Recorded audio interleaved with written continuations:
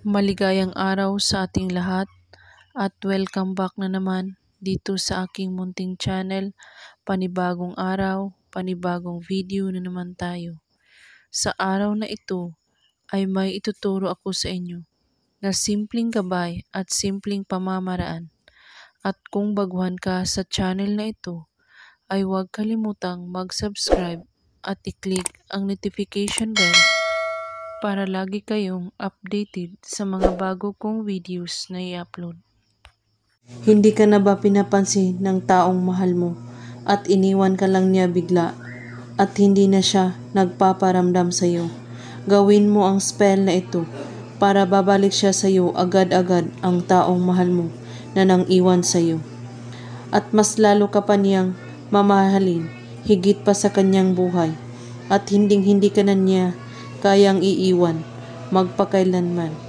Ang mga kailangan sa ritual na ito: asin, papel, suka at maliit na buti.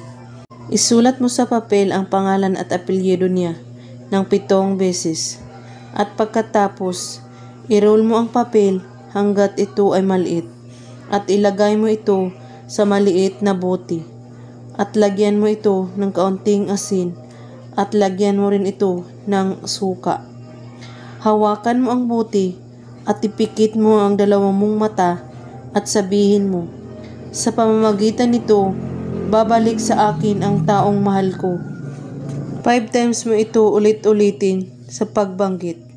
At pagkatapos, itago mo ang buti kahit saan na walang makakakita nito o makakaalam sa iyong ginagawang ritual.